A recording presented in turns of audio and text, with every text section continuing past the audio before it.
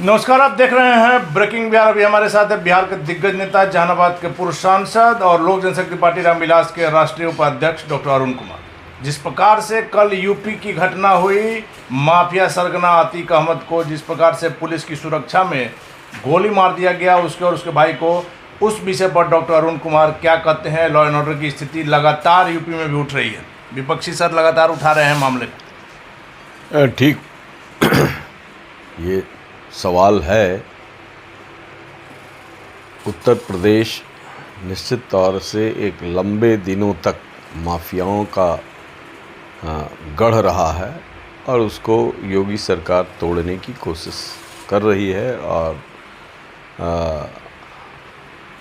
उसी दिशा में एक बड़ी दुर्घटना हुई है कि जुडिशियल कस्टडी में किसी की हत्या हो जाए तो ये सरकार के लिए चुनौती है और ये नहीं होना चाहिए था, लेकिन कहीं न कहीं पुलिस महकमे की कमजोरी ये साबित करता है। कितना भी बड़ा अपराधी हो, जुडिशियल कस्टडी में इस तरीके से उसकी मौत हो जाए, यह दुखद है। और दूसरा जो एक महत्वपूर्ण पक्ष है कि अतीक अहमद का रिश्ता पाकिस्तान से था, उन्होंने स्वीकार भी किया था और पाकिस्तानी ताकतें जो हैं वह इंटरनेशनल गैंग है। अब उससे जिसका रिश्ता है तो देश के लिए एक खतरा का विषय था और वो मेन सोर्स थे अतीक अहमद इन सारे सवालों का उत्तर देने के लिए, और कुछ दे भी रहे थे कि किस तरीके से ड्रोन से हथियार बाहर से आ रहा था। अब ऐसा इम्पॉर्टेंट व्यक्ति जो हमारे सिक्योरिटी के लिए बहुत बड़ा इन्फॉर्मर हो सकता था, उसकी हत्या हो जाए तो निश्चित तौर से ये दुखद पक्ष है। कहीं ना कहीं यही बात जानना चाह रहे थे सर कि जिस प्रकार से राजनीति में माफियाओं की एंट्री हो रही है, अतीक अहमद इसका सीधा जीता जागता उदाहरण है। और वैसे व्यक्ति जिस पर पूरी तरह से शंका थी, आपने खुद कहा और ये बातें सामने भी आ रही थी कि उसका पाकिस्तान से भी कनेक्शन था, वैसे में उसकी सुरक्षा में भारी चूक नहीं मानी जाएगी। सरकार का ठीक है, मुख्यमंत्री कहते हैं कि माफिया को मिट्टी में मिला देंगे, लेकिन जब आप जान रहे थे कि इतना महत्वपूर्ण व्यक्ति है, इससे हम कई राज उगलवा सकते थे, तो उसके गुजर जाने से वो सारे राज उसके साथ दफन हो गए। बिल्कुल बिल्कुल, इसमें मैं सहमत हूँ कि ऐसे भी संवैधानिक दायित्व यह है कि जुडिशियल कस्टडी में जो आदमी है उसकी पूर्ण सुरक्षा हो। न्यायपालिका सज़ा देगी, हाँ, उस न्यायपालिका के इतर कोई कार्रवाई वो करने का प्रयास करे तो उसमें इनकाउंटर हो जाता है और सारी चीज़ें होती है तो अलग बात है, लेकिन आपके कस्टडी में तो ये सरकार के लिए चुनौती का विषय है, कहीं ना कहीं फेल्योर है। और सरकार को ऐसे महत्वपूर्ण सोर्स को मरने देना नहीं चाहिए था। आप जब बॉम्बे में हमला हुआ था तो एक आतंकवादी को सरकार किस तरीके से वो पुणे के जेल में सुरक्षित रखा और लंबे दिनों तक रखा और कड़ी सुरक्षा थी उसकी। तो ये काम इतिहास के घटनाओं से, इससे सबक यूपी पुलिस को लेनी चाहिए थी। और जिस तरीके से भाग रहे हैं, उनका आत्मबल इतना कमज़ोर है कि 2-3 लड़के आए और पुलिस वाले भाग रहे हैं। तो ये हम नहीं समझते, वहाँ जांबाज लोगों को, एसटीएफ के लोगों को लगाना चाहिए था और जो भी कमांडो, ट्रेंड कमांडो को लगाना चाहिए था। बहुत हल्के तरीके से लोगों ने लिया और यह दुखद पक्ष है। सर, अभी तो इसकी जांच होगी, जांच में क्या आएगा वो तो देखने वाली बात होगी। फिलहाल आपको क्या लग रहा है कि अतीक के वैसे साथी जिनको यह भय था कि हमारा राज खुल जाएगा, उन्होंने इस घटना को अंजाम दिया है, या वैसे पीड़ित व्यक्ति जो अतीक के आतंक से पीड़ित है? कुछ भी हो सकता है। अतीक अहमद की जो कारगुजारी रही है उसमें हो सकता है बदले के भाव से भी किस लोगों ने उसके वीक पॉइंट पर अटैक किया हो। जी।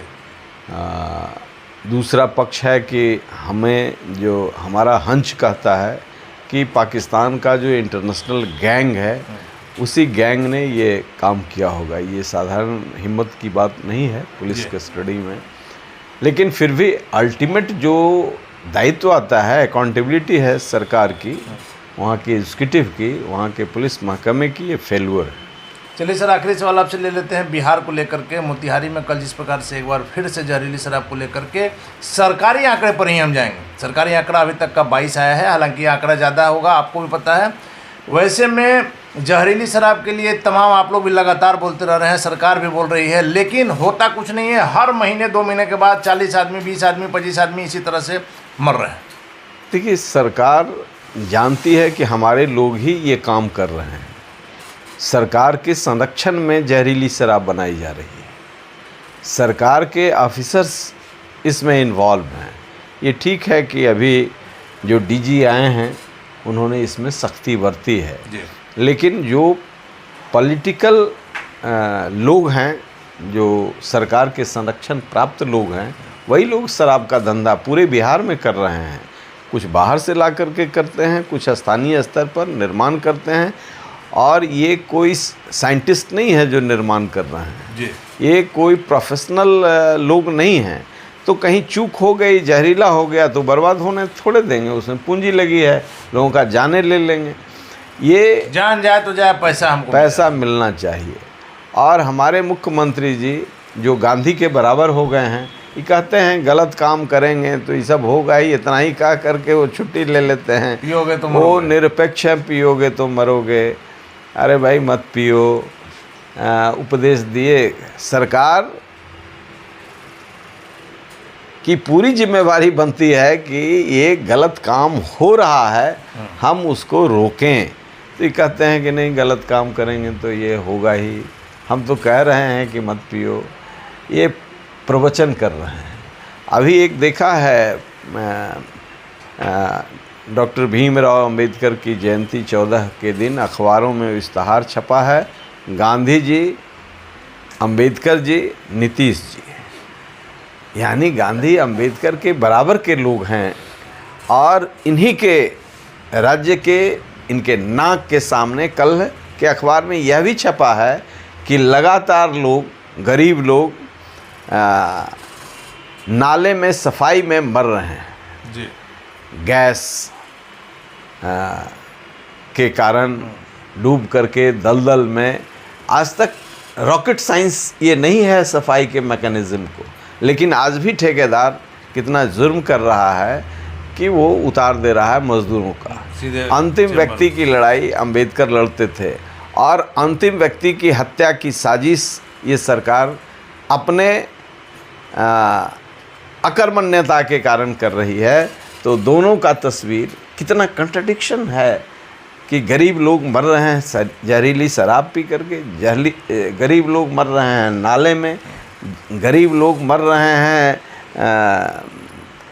गरीबी से, लेकिन ये कह रहे हैं कि आनंद ही आनंद है, नीतीश कुमार है और बहारे बहार है। तो ऐसे निर्लज्ज हुकूमत को क्या कहना है? बिहार में जहरीली शराब है और नीतीश कुमार है।